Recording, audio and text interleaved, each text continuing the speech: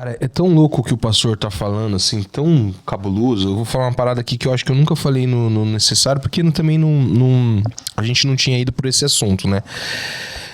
Mas o pastor falou, por exemplo, sobre a criança. A criança lá atrás, não a gente, na nossa geração, mas lá em outras gerações, a criança do tataravô e tal, foi consagrado para algo, falando ainda naquele assunto. E acaba acarretando pra cá. A minha mulher, pra quem não sabe, a minha maravilhosa, ela é chinesa, né? E quando eu conheci a minha mulher, que eu estudava com o irmão dela e tal, eles eram todos da religião lá, dos chineses lá, que não precisa ficar falando aqui. Tinha um templo dentro da casa deles com várias imagens e... Anos depois eu encontrei ela já tava convertida, tava na igreja e tal. E, cara, a gente se casou, fiz agora aí... 15 anos de casado com ela, 14 anos, sei lá, já tô errando, já vai ficar bravo, mas eu fiz aniversário agora.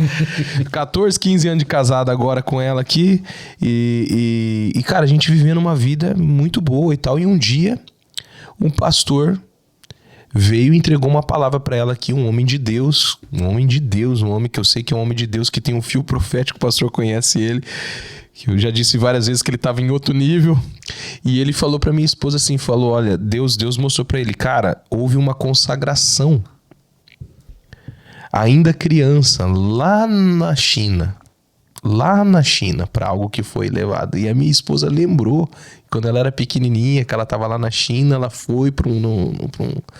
Enfim, assim, cara, é muito vago nós passarmos por situações e querer atribuir a coisa superficial sem olhar pra trás, cara.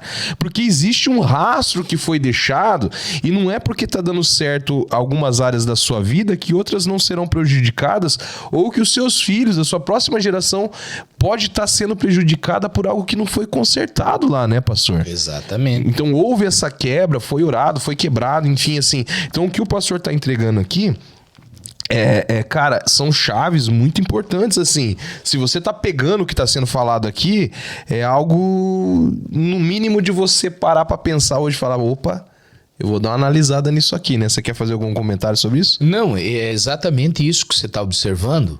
Tem um peso muito forte. Por isso eu desconstruí, eu tirei aqui o atual da herança familiar, entendeu? Nós estamos trabalhando hoje com as heranças trazidas, entende?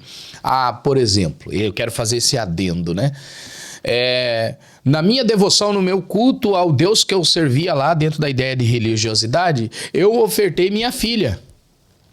Só que aí quem recebeu ela na consagração era um pseudo-deus da prostituição. Veja que coisa. Da prostituição. Recebi, ele tem governos. Ele vai ter governo sobre esse alguém. E esse alguém vai ser um amante acelerado de uma vida de prostituição. Desencadeou. E não tem como. Todo dia é um parceiro. É um desejo ardente de atração pelo sexo. É uma pessoa que não tem controle. Ela não consegue se desconectar disso. A mente dela é isso, não tem quem. Aí não consegue casar, porque ninguém é super-homem, né? O cara corre às vezes, não dá, não tem como, impossível. Ela precisa de 2, 3 parceiros. Ela está sendo uma vítima ali daquilo que ela nem imagina que era fruto de uma entrega lá de trás. Entende? Então, assim, é muito vasto, é muito gigante essa ideia. Então eu falei de coisas superficiais. Eu não quis nem trabalhar as questões científicas, mano. Nem mexer em científico, que senão... Senão a gente não sai daqui. Sai do lugar. Mas é uma coisa no mínimo intrigante, assim, de você pensar, né, cara? Como é importante, você que tá assistindo esse episódio hoje ou tá assistindo gravado depois, você parar com o seu pastor para fazer essa oração, fazer esse mapeamento, porque às vezes, cara, tem muita gente, pastor, que tá questionando o poder de Deus, tá questionando se vale a pena ser crente mesmo, tá na igreja porque a vida tá bagunçada por algo que tá amarrado lá atrás, e daí não tem como. Veja que tem pessoas que carregam maldição pelo nome que elas trazem. Porque geralmente quando a gente vai nomear o filho, a gente dá um nome porque acha que é bonito. Não é mesmo? É a história daquela irmã lá que perguntou pro líder dela. Ela falou assim, como que eu faço para dar um nome pro meu filho? Ele falou, dá um nome bíblico. Ela chegou lá e falou assim, coloquei um nome nele. Ai, que legal, qual que é o nome? Nabucodonosor. Eu falei, não, peraí, entendeu? E você precisa, meu irmão, ter ciência do nome que você está colocando em alguém. Tem gente que está trazendo nomes. Perceba que tem pessoas que elas têm pavor do seu nome. Já percebeu que tem gente que odeia o seu nome? Não gosta do nome dela. Aí você olha e diz, mas por quê? Até para alguns é bonito. Meu, parece que tem uma barreira e parece que essa pessoa tem um diagnóstico de que o nome dela não é coisa boa. Entende? Então assim, e por incrível que pareça, no Velho Testamento, o nome tinha muito significado na questão da personalidade. Entende?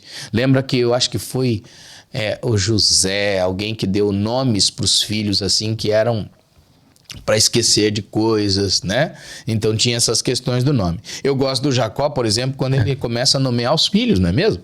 Lembra que ele chama o Judá? Ele chama e diz assim, Judá é leãozinho. É gostoso você ver o cara pegar e falar isso. E no original, Judá é louvor, né? Então, Judá é leãozinho. Veja que ele tá dando para ele um destino, alguma coisa assim, máscula pro menino, entende? Então, é bem interessante esse assunto. Dá pra falar muito, é uma questão bem... Cara, mas agora você colocou aqui um ponto.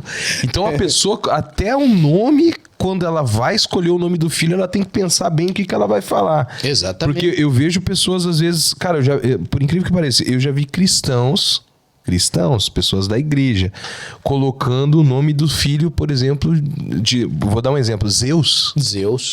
Poxa vida, mas daí fica complicado. É um problema isso, sério, pastor? É um problema sério. Como é que muda daí? Aí complica, você precisa quebrar a maldição desse nome. Entende? Então, por exemplo, eu assisti lá um filme lá e... Uau, que nome bonito! Hércules! Oh. Não é mesmo? Não, eu vou colocar esse nome no meu filho. Detalhe, se esse alguém carrega um postulado de maldição hereditária, você simplesmente usou o efeito bumerangue. Porque quando você nomeou essa pessoa, você nomeou a linhagem, você abriu o caminho para que as maldições daquilo lá também se achegue a essa pessoa, entende? Então, assim, qual é o seu nome? Você já parou para observar, para fazer uma avaliação do seu nome, descobrir de fato o que significa seu nome? Qual o peso que ele tem espiritualmente? Não é mesmo? Nós expulsamos os espíritos do mal, os espíritos opressores, por um nome. Apenas por um nome. Qualquer outro nome que eu mensure não tem o poder que esse nome tem. Entende? O Yuriano tá se aguentando lá. Bicho, ele vai no DNA, no tutano, né, cara? Como é que pode, então, cara? O nome tem poder. Cara, Lia, mas me diga uma coisa. Tá, agora... Vai. Muita gente tá nos ouvindo e nos assistindo. Claro. E a pessoa que tem um nome, né, vamos dizer aí, tipo Hércules, Zeus... Vaginildo, por exemplo. Eu já vi aqui na internet. O que eu li aqui? Não, eu já vi. Olha o seu Vaginildo ali. Por exemplo, e aí? Não, tem muitos outros, né? E aí? Eles vão fazer uma oração, tenta mudar o nome. O que você poderia indicar pro pessoal aí de casa? O que eu posso indicar é o seguinte. Eu posso chamar essa pessoa e dizer para ela assim, olha, a partir de agora nós vamos quebrar qualquer efeito, né, qualquer ela de maldição trazida sobre o seu nome. A beleza do seu nome, impossível, não há como mudar essa estética do nome. A menos que você pegue um advogado, enfim, faça toda aquela transição de troca de nome, que não há necessidade, a menos que você o queira. Mas o que está em xeque aqui é o que está por trás do nome. Então, nesse momento, eu vou trazer essa pessoa e ela vai junto comigo pedir perdão pela ignorância dos pais que colocaram esse nome.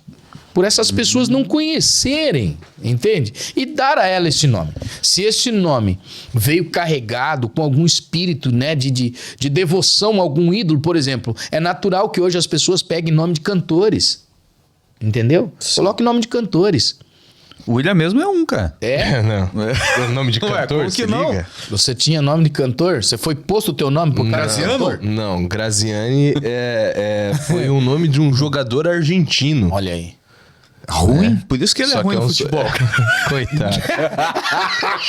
Coitado. O William só leva lençolzinho assim, ó. Coitado. Olha ele, William. O pastor já jogou, ele já sabe. Ai, meu Deus do céu. Cara do céu. Hein, se o Marlon estiver assistindo esse episódio, ele vai rachar o vídeo. Pior que eu não vi ele aqui hoje no... Ai, Ô, meu Castilho, Deus. cadê você, Castilho? Mas, cara, que questão complicada o nome, cara. Porque daí Então. o nome você não vai mudar, você já tá ali... Por exemplo, eu já vi... É muito comum aqui no Brasil, pessoas com o sobrenome, vamos falar do sobrenome. O sobrenome dele é ligado a uma entidade Sim, de uma religião. claro. De uma religião aí. E aí? E daí, tipo, cara, como que faz? O nome da pessoa é o nome da entidade. E daí? E daí, Lia? Aí complica. Aí vai ter que romper isso, vai ter que quebrar isso, entende? Vai ter que quebrar isso. E aí, tendo a possibilidade, inclusive, da substituição no nome, eu indicaria, entendeu? Eu indicaria, mas é necessário que se quebre isso. É necessário. Entende? Se lembra daquele encontro do Felipe? O encontro do Felipe com o, acho que era primo dele, que eles se encontram e o Natanael e o Felipe, eles se encontram, né? E nessa época, o Natanael, ele nasce num período em que Jesus nasce. E aí a mãe fala pra ele, olha, a gente tem que ficar em silêncio, são conteúdos históricos, tá, gente? A gente tem que ficar em silêncio, porque você tá nascendo no período em que era pra nascer o Messias. Se eles descobrirem quem é você, eles vão te matar. Você pode ser o Messias, porque tá anunciado que você viria, né? São escritos aí. E aí, então, ele cresce com a ideia de que ele é o Messias. Aí ele vai crescendo, e aí Jesus nasce nesse período junto, né? E aí o Natanael, ele vai crescendo com aquela ideia de que ele é o Messias, e aí então chega um belo dia que, se não me engano, é o Felipe, me perdoe se eu estiver invertendo os nomes. O Felipe chama ele e diz assim, vem cá que eu quero te mostrar quem é o Messias. Só que nessa época aí, para que ele pudesse sobreviver, a mãe dele, os soldados vieram procurando os meninos para matar, ela escondeu ele embaixo de um pé de figueira e cobriu ele de folha. E aí ele cresceu, a mãe tirou ele, contou a história para ele, então eles se julgavam um Messias. E aí quando eles se encontram com Jesus, o Felipe diz para ele, ó, vem cá ver o Messias. Ele disse, da onde que é? Ele falou, é de Nazaré, vem cá ver. Aí ele chega e diz, mas qual é o sinal, qual é a prova que você me dá que você é o Messias? Ele disse assim, eu vi você debaixo do pé de figueira. Diz pra ele, entendeu? Então, veja que, cara, querendo ou não, existe um poder na questão de nome. Então tem um grande valor, nome da cidade, nome da pessoa, isso tem um poder muito grande, cara. Tem um poder muito grande. Então, lamentavelmente, as pessoas simplesmente chegam, nasceu o bebê, vamos pôr o nome dele disso, daquilo. Não sabe nem o que tá fazendo. Isso é um perigo. Tadinha da criança, né? Não pode decidir, né, cara? pode. Tá ali indefeso. Não pode. Né? Mas e a pessoa que hoje tá assistindo e ela pensa assim, puxa, eu acho que tem uma coisa errada com o meu nome, cara. Qual que é o primeiro passo daí pra ela, pastor? Primeiro ela vai pedir para uma autoridade espiritual fazer a quebra, né, de qualquer maldição que esteja sobre o seu nome, tá bom? Você vai pedir isso, essa desconexão, essa quebra. E aí vai fazer essa oração que eu há pouco estava falando aqui pro Yuri.